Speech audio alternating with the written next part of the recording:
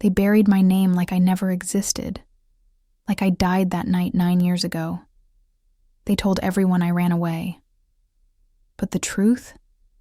They threw me out with nothing, no money, no support, just a torn bag and 1,000 broken dreams. Before you scroll, if this already hit your heart, subscribe and share. This is not just a story. It's a storm. The night I left, it was raining so hard I couldn't see the road. My stepbrother, Kyle, had just announced his engagement, and instead of celebrating, Mom stood up and said, "We only have room for successful people in this family, not jobless parasites." Everyone laughed. My plate was still full when I walked out. They never checked on me, not once. Not even when I was sleeping behind gas stations, eating stale bread, working construction 16 hours a day just to stay alive. Every day I promised myself, they'll regret this. And I meant it. For 9 years, I never looked back. I built something. Quietly, slowly. While they partied, I planned. While they traveled, I built an empire no one knew about. My hands bled. My eyes stayed open for nights, but I wasn't going to be forgotten. Last week, I got an anonymous email, Kyle's wedding. This Saturday, everyone will be there, including her. Her, the one who stood silent while I was destroyed in front of everyone. My so-called cousin, Claire, who used my ideas, my dreams, and then ghosted me like I was trash. I didn't RSVP. I just showed up, in a black suit, in a car so sleek it made their jaws lock. The moment I stepped out, every single head turned. One dropped his drink. Another whispered, "Is that him?" And just as Kyle walked up with that smug grin to greet me, someone behind me shouted, "Isn't that the guy who just bought 4 hotels in Manhattan last month?" Their smiles cracked, but that was just the beginning. Kyle's smile froze like a statue. The color drained from his face as if someone had slapped him with reality. "Wait, what hotels?" he stuttered, trying to laugh it off. I didn't answer. I just stared into his eyes, the same eyes that once looked down on me like I was dirt under his designer shoes. Now he was squirming in his overpriced tux like a kid caught cheating on a test. Aunt Linda nearly dropped her champagne glass.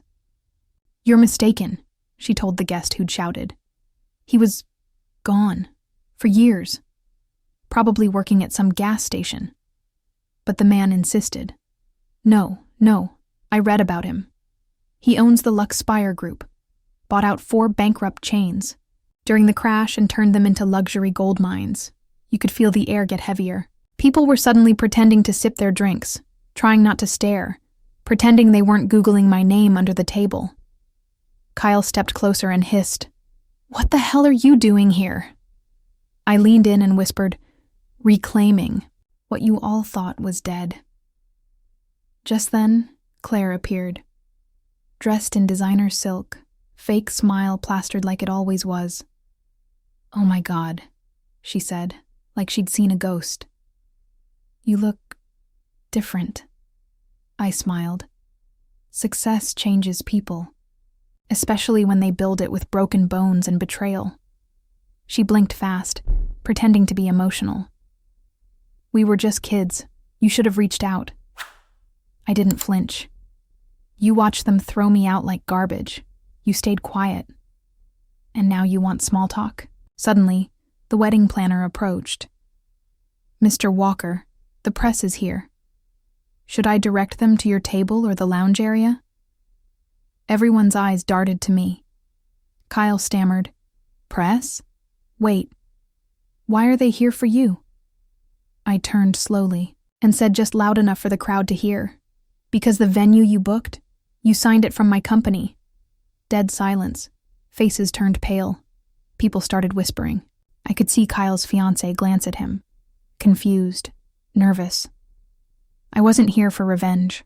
I was here to remind them.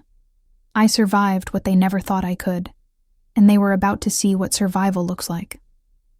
Kyle grabbed my arm, his voice low but sharp. You think this little stunt makes you powerful? I looked down at his hand, trembling. No, I said. What makes me powerful is knowing you can't stop what's coming next. Right then, the event manager rushed. Over, Mr. Walker, she said again, but this time to me. We need your final approval for the fireworks setup and drone shots. The media wants a pre-wedding feature of the venue owner. Kyle's jaw dropped. His fiancée, Madison, turned toward him, confused. Wait, he owns this venue? I thought your family pulled strings. Oh, he didn't mention that part? I interrupted. Your wedding venue? Leased from my real estate company, through one of my shell corporations. Just like your wedding planner, caterers, and even that fancy imported wine. I smiled. All mine. Kyle stepped back like he'd been punched in the chest. Claire tried to laugh it off. Come on, you planned this, right? This whole show? I turned to her and said softly, The show started the night you left me crying on the street, Claire. I just gave it a better ending. That's when Uncle Ray, the family's self-proclaimed business genius, pulled me aside. Look, son, you've clearly done well. Maybe we could collaborate. Family's family, after all. I didn't blink. You laughed when I begged for $300 to survive. I now manage over $97 million in active commercial assets. We're not in the same bloodline anymore. Suddenly, the giant screens lit up behind the stage. Drone footage. A voiceover started playing. From homeless to hotel mogul. The unbelievable comeback story of Ryan Walker. Guests turned to look at the screens. My story. My truth. Everything they ignored, now in front of their faces. The cameras zoomed in as I stood in the middle of the shocked crowd, and just when I thought the moment couldn't get more intense, a new voice pierced through. Wait. He's Ryan Walker? The same guy who just acquired Delmar Tech Corp? Kyle's fiancée froze. What's wrong?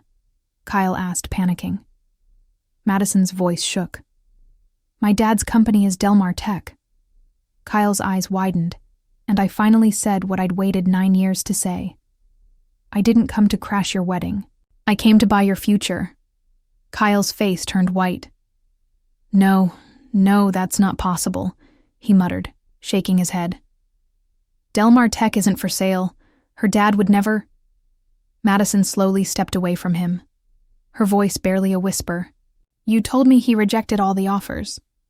I pulled out my phone and showed them the signed digital contract. Your dad didn't sell it, Kyle. He begged me to take it. Your family's been bleeding money for months. I just happened to be the only one with the right offer, and the right reason. The crowd gasped. Madison looked like she might faint. I gave him 2 options, I continued. Sell the company, or watch it collapse under the pressure of 3 lawsuits you triggered with your little investment shortcuts. Kyle lunged at me, rage bubbling out, but security, my security, stepped in, holding him back. Don't touch me. This is my day. No, I said calmly, brushing imaginary dust from my sleeve. This is Payback's day. From behind the crowd, another voice called out, Ryan? Everyone turned. My younger sister, Emma, stepped forward. The only one who cried when I left. The only one who wrote me letters that Mom never sent. She looked older, quieter, but her eyes, they still saw me. Is it really you? I smiled for the first time all night. Yeah, I made it, Em. She ran to hug me, and the whole room saw it, saw the contrast. One person who believed in me, the rest who buried me. That's when the reporters arrived. Flashbulbs exploded. Mr. Walker, Is it true you plan to turn the Delmar Tech headquarters into a startup incubator? Yes, I said clearly, so the whole room could hear. It's time we give opportunities to people who were told they'd never be good enough.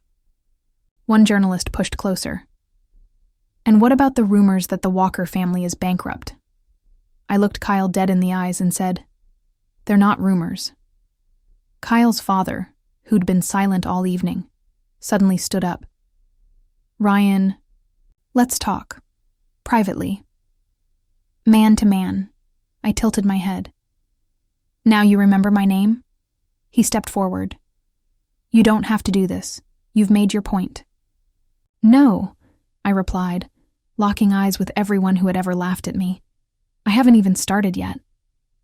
Because what they didn't know was the next name on my acquisition list. I paused, letting the silence crawl across the room like a storm cloud. Everyone leaned in, holding their breath. Then I dropped it. Walker Properties. The name hit like a grenade. Kyle's father, my stepdad, stumbled back. "That's our family's company." "Exactly," I said, eyes cold. "The company you built by stepping on me. The one you told me I'd never be good enough to work for," Claire whispered. "You're bluffing." I pulled out a folder from my inner coat pocket, slow and deliberate. Inside, the signed agreement, merger documents, and the final bank transfer confirmation. I placed it on the wedding cake table. "No bluff," I said.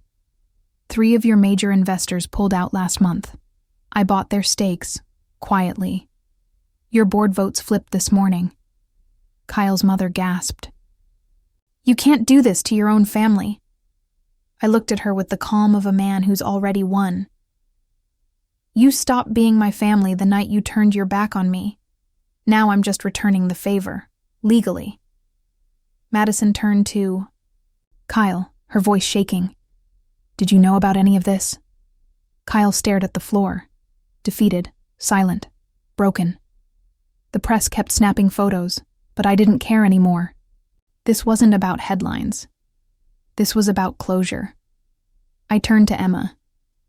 "I've taken everything they tried to deny me. But now it's time to give something back." She smiled through tears. "What do you mean?"